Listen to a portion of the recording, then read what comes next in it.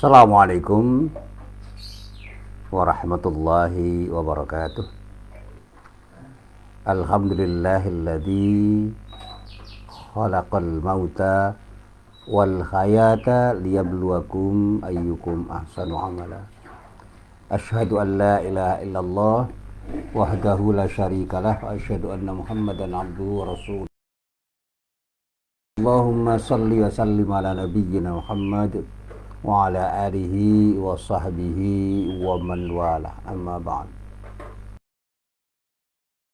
Jamaah yang dirahmati Allah, alhamdulillah pagi ini kita bisa bertemu lagi, dan kita berharap mudah-mudahan setiap pertemuan, termasuk pertemuan kita pada pagi hari ini, benar-benar menjadi pertemuan yang mendapatkan ridho dari Allah Subhanahu wa ta'ala. Amin. Para jamaah yang dirahmati Allah, hari ini saya ingin mengingatkan kepada diri saya sendiri dan juga kepada para jamaah. Mari kita membuat perencanaan yang konkret untuk hidup kita, dan jangan pernah menyesali apa yang sudah terjadi, apalagi kita kemudian terpuruk dalam kegagalan masa lalu karena kita terlalu banyak terngiang dengan kejadian-kejadian yang tidak menyenangkan di masa lalu. Belajarlah pada masa lalu untuk berbuat sesuatu di masa sekarang ini demi kepentingan masa depan kita. Kalau saya mengatakan masa depan itu tidak harus 100 tahun lagi, 10 tahun lagi, atau setahun lagi. Bisa saja sehari yang akan datang itu kita rencanakan hari ini untuk kita dapatkan sesuatu yang bisa kita peroleh lebih baik dari apa yang kita peroleh saat ini dan masa-masa yang lalu. Saya pernah cerita pada teman-teman saya, sahabat-sahabat saya, dan siapapun yang mau bercengkerama atau berbagi dengan diri saya. Saya senang ketika saya bisa mengingat kembali kegagalan saya, bukan untuk menyesali tetapi belajar dari apa yang pernah saya alami, karena saya tahu kemudian sebab-sebab yang menjadikan saya gagal, yang ternyata saya lebih mengenal jalan-jalan yang telah saya lalui itu ternyata bukan jalan yang benar, tetapi jalan yang salah.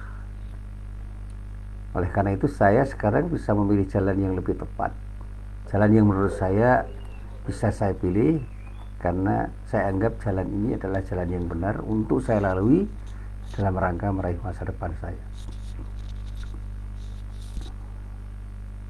Dulu saya pernah gagal untuk menjadi seseorang yang menurut saya itu sangat rasional untuk saya dapatkan.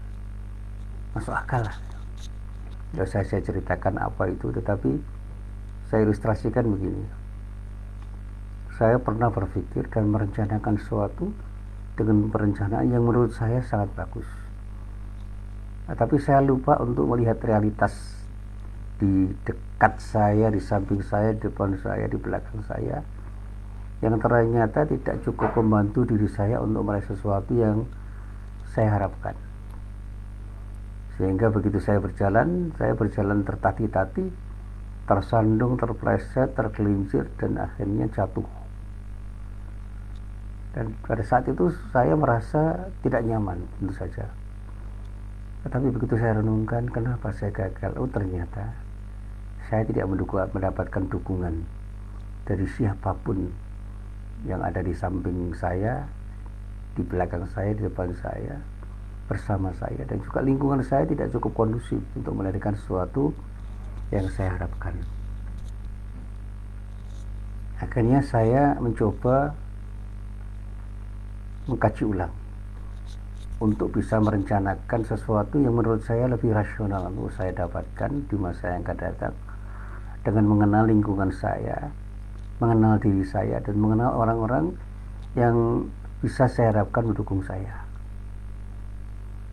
Ternyata juga tidak seluruhnya berhasil saya salah tanggap, saya salah persepsi tentang lingkungan dan orang-orang yang ada di sekitar saya. Ternyata orang-orang yang saya anggap bisa mendukung diri saya untuk menghasilkan sesuatu, pada saat saya berusaha untuk mendapatkan sesuatu, mereka diam dan bahkan ada yang menghambat diri saya untuk meraih sesuatu. Dan lingkungan yang seperti saya anggap begitu ramah pada diri saya, itu ternyata tidak seperti yang saya harapkan. Jadi banyak hal yang ternyata bukan seperti apa yang saya anggap. Saya salah mengenal lingkungan di sekitar saya, dan akhirnya saya koreksi ulang. Dan yang ketiga inilah yang kemudian saya katakan saya mendapatkan keberhasilan. Saya tidak terlalu banyak berharap pada orang lain. Saya berusaha untuk mandiri. Saya tidak terlalu peduli apakah orang lain mendukung diri saya atau tidak. Tetapi saya punya harapan memang ada orang lain yang bisa mendukung diri saya dengan pengenalan saya terhadap orang-orang yang ada di sekitar saya. Dan saya berusaha mengenal lingkungan saya lebih baik sehingga saya berhasil melangkah. Jadilah saya sebagai seorang guru, jadilah saya sebagai seorang dosen, jadilah saya sebagai orang mubalik yang ternyata semua itu saya dapatkan lebih mudah dari apa yang pernah saya sangka, pernah saya duga, pernah saya harapkan. Nah, para jamaah yang dirahmati Allah, dari situlah kemudian saya belajar untuk mengenal lingkungan saya, untuk mengenal diri saya, untuk mengenal siapa orang yang ada di balik diri saya, di samping diri saya, di depan saya, yang saya anggap bisa memberikan kontribusi positif untuk diri saya ketika saya berusaha meraih sesuatu. Dan ternyata dari situlah saya mendapatkan banyak hal tentang sesuatu yang sekarang ini saya dapatkan, sehingga saya katakan dulu saya itu terjebak dalam sebuah pengandaian, sehingga saya kemudian menulis sebuah puisi yang berjudul Aku dalam 1000 Andai Kata. Puisi yang saya tulis itu hilang karena saya tulis di sebuah kertas yang kemudian saya selipkan di buku saya, dan ternyata hilang bersama buku saya itu. Saya masih ingat buku saya itu tebal itu dan sering saya baca. Tetapi ketika buku saya itu hilang, ya sudah, tulisan saya itu hilang. Tapi saya betul-betul ingat apa yang saya ungkapkan itu menjadi sesuatu yang membuat saya tertawa sendiri, menertawakan diri saya. Diri saya tertawakan sendiri karena saya terlalu berandai-andai. Andai kata aku menjadi ini, maka aku akan begini. Andai kata aku menjadi seperti itu, maka saya akan menjadi begitu. Tetapi ternyata saya bukan begini dan begitu. Saya ini adalah saya dengan keberadaan saya yang seperti ini. Dan karena itu saya harus realistis berpikir dan berbuat sesuatu untuk diri saya dengan kekuatan yang ada pada diri saya. Sehingga jadilah diri saya seperti sekarang ini karena saya sadar tentang diri saya. Saya lebih mengenal diri saya dan saya kemudian melangkah dengan apa yang bisa saya lakukan terkait dengan potensi diri saya. Dan alhamdulillah banyak dukungan dari sahabat-sahabat saya dan lingkungan di sekitar saya cukup mendukung untuk menjadikan diri saya seperti sekarang ini. Saya tinggal di sebuah rumah yang ditinggalkan oleh dua orang tua saya di dekat masjid, sehingga saya bisa memanfaatkan rumah saya untuk bisa menjadikan diri saya lebih rajin ke masjid. Saya berada di lingkungan yang cukup kondusif untuk lebih banyak belajar, sehingga saya lebih banyak bisa belajar kepada siapapun di sekitar saya. Dan alhamdulillah saya mendapatkan mitra-mitra yang sangat bagus untuk mendukung diri saya dalam rangka mengekspresikan semua hal yang ingin saya ekspresikan dalam hidup saya, termasuk ketika saya menjadi mubalik.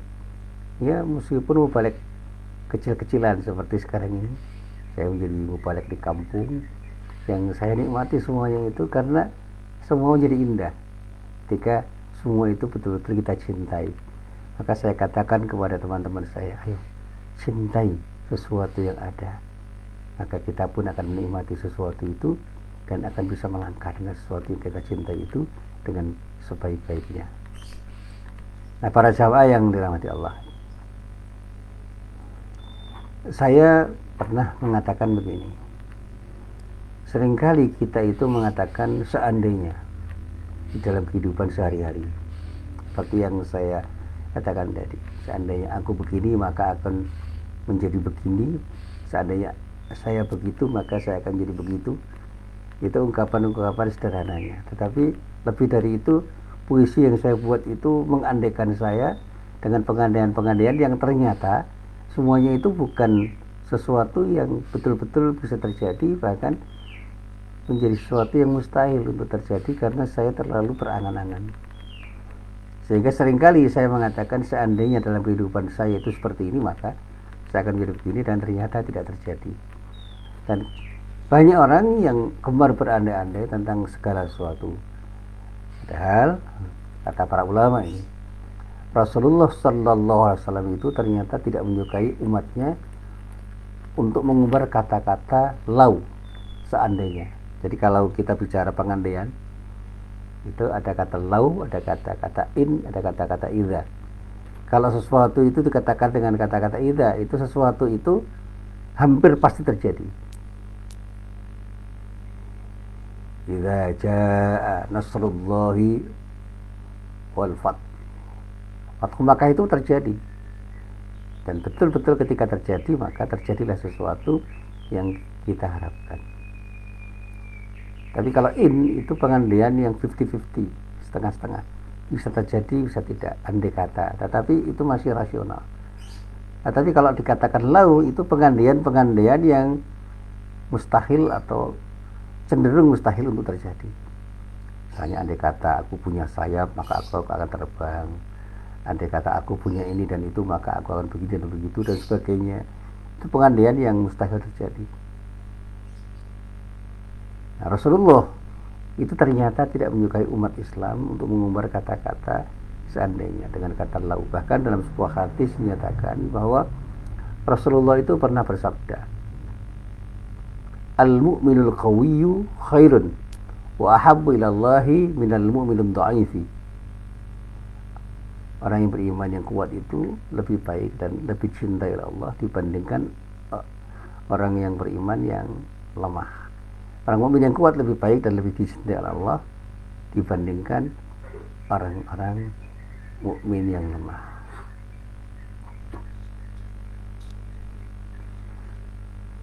Wa fi kulli khairun, dan pada masing-masing terdapat kebaikan.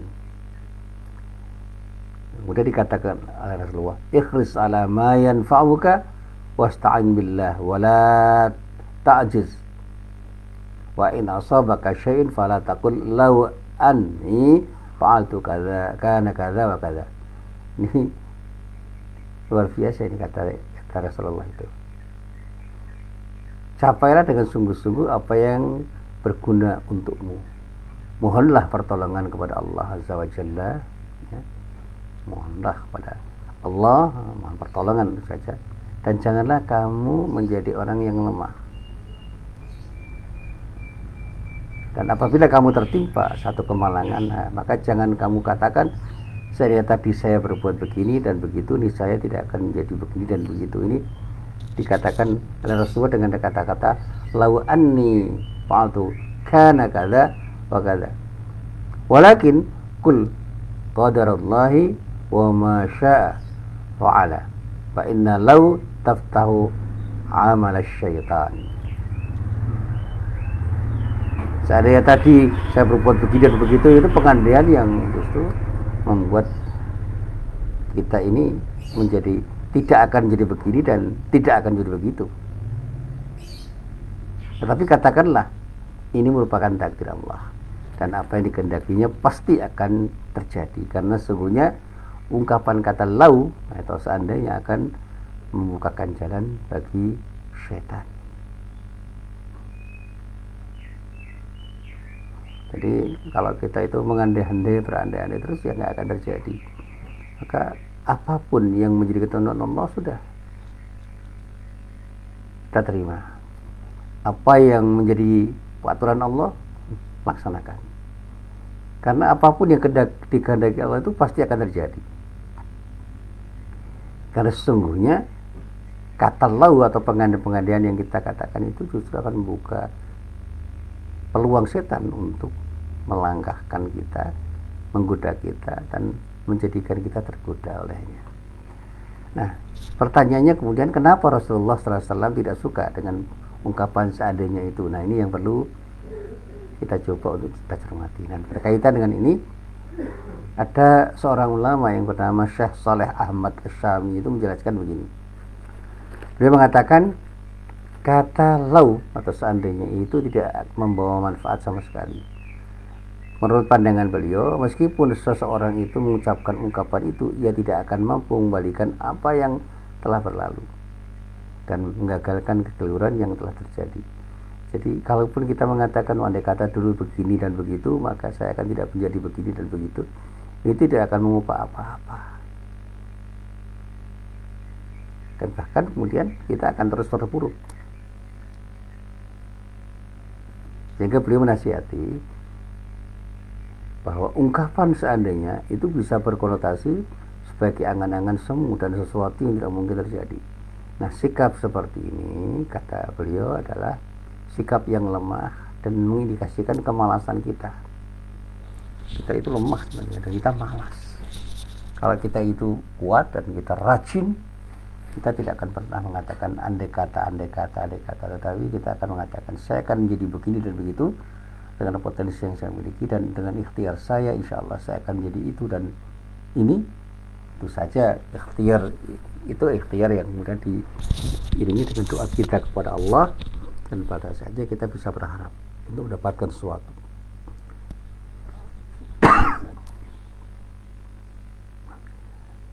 Di dalam Al-Quran memang banyak kita temukan sesuatu yang mengindikasikan sesuatu yang terkait dengan larangan untuk berandai-andai itu.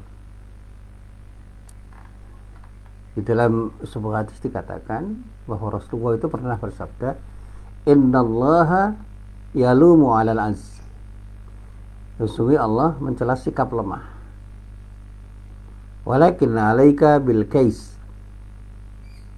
Tetapi kamu harus memiliki sikap bijak, cerdas dan proporsional. Fa idza ghalabaka amrun faqul hasbiyallahu wa ni'mal wakil. Tetapi kalau kamu tetap tidak berhasil, tetap gagal, tetap terkalahkan dalam suatu perkara, maka adalah kamu berucap cukuplah Allah menjadi penolongku dan Allah sebaik-baik pelindung. Jadi kalau kita gagal, kita nggak berhasil melakukan sesuatu atau mendapat sesuatu, serahkan kepada Allah dengan sikap tawakal. Hasbiyallah wa ni'mal wakil. Ini yang membuat kita tenang. Saya katakan bahwa al-kais itu adalah sesuatu yang mengindikasikan kecerdasan, ketangkasan, kecerdasan. Sehingga seorang yang disebut dengan al-kaisu, orang yang cerdas, orang yang bijak, orang yang tangkas, itu selalu akan melakukan tindakan-tindakan yang akan bisa diharapkan membawa keberhasilan di masa depan. Dan dia akan selalu melakukan tindakan-tindakan yang bermanfaat untuk dirinya dan orang lain dan tidak akan pernah merusak. Dia selalu bersikap konstruktif dan tidak pernah melakukan tindakan-tindakan yang destruktif. Dan ketika orang itu sudah bisa bersikap bijak, insya Allah sikap bijak itu akan bisa menjadi pembuka atau kunci pembuka kebaikan. Sebaliknya, ketika kita itu sudah bijak, kita justru akan dibawa oleh setan menjadi orang-orang yang gagal. Kita harus rajin, jangan terpuruk dalam kemalasan untuk melakukan sesuatu. Dan pada saatnya kita harus berani mengambil risiko atas sesuatu yang harus kita kerjakan, karena tidak ada sebuah tindakan yang tidak berisiko. Yang sulit itu bukan untuk dihindari, dan yang mudah itu tidak semuanya harus kita lakukan. Kalau kita itu harus melakukan sesuatu, meskipun kita itu harus berjuang sekuat kemampuan kita untuk mengerjakan sesuatu itu, lakukan untuk bisa mendapat sesuatu yang kita harapkan. Jangan cari-cari yang mudah-mudah saja, yang dengan mendapatkan yang mudah itu Anda tidak mendapatkan sesuatu yang ideal. Sikap yang lemah dan suka berandai-andai itu menjadi sesuatu yang kontraproduktif, dan pada saatnya kita justru akan mengalami kegagalan demi kegagalan. Karena apa? Kita tidak akan pernah bisa berbuat sesuatu yang bermanfaat, karena kita itu suka berandai-andai dengan sesuatu yang tidak mungkin terjadi. Bahkan dikatakan orang yang suka berandai-andai itu adalah orang yang sebenarnya akan selalu merugi dari waktu ke waktu, sebab dia akan jadi malas. Kemalasan itu menjadi sesuatu yang kemudian menjadikan dia terpuruk. Jadi seseorang yang kemudian mengatakan seandainya begini maka saya akan jadi begitu, tetapi tidak berbuat sesuatu, itu pada dasarnya adalah orang yang tidak berbuat sesuatu untuk masa depannya. Dan ini adalah penyakit hati yang bisa menyakiti semua orang dan akan menjadikan dia itu terlemahkan oleh sikapnya sendiri. Dan disinilah kemudian Rasulullah mengingatkan pada umatnya agar jangan sampai terjebak dalam penganiayaan-penganiayaan dengan kata lau itu. Jadilah orang yang tidak pernah cemas untuk menghadapi semua peristiwa yang terjadi. Jangan bersedih dalam kegagalan apapun ketika kita gagal. Cemas dan sedih itu bersumber dari kemalasan dan kelemahan kita, karena sesuatu yang sudah terjadi itu tidak mungkin berubah dan diubah hanya dengan kesedihan, tapi perlu kita lakukan sesuatu untuk mengubah sesuatu dengan menerima kegagalan itu untuk meraih masa depan dengan mencari jalan yang lebih baik dalam rangka untuk meraih sesuatu yang lebih baik. Saya masih ingat dulu ketika saya membaca tentang cerita Thomas Alva Edison. Dia itu berkali-kali gagal untuk bereksperimen, tetapi dia tidak pernah putus asa. Dengan kegagalan demi kegagalan itu justru dia menemukan cara yang salah ketika dia gagal, dan dia mencari cara yang benar untuk mendapatkan keberhasilan. Saya juga pernah diceritai oleh orang tentang pengusaha yang kemudian membuat warung yang kemudian jadi terkenal, itu namanya Kentucky Fried Chicken. Pemiliknya itu namanya Kolonel Vernon Sanders.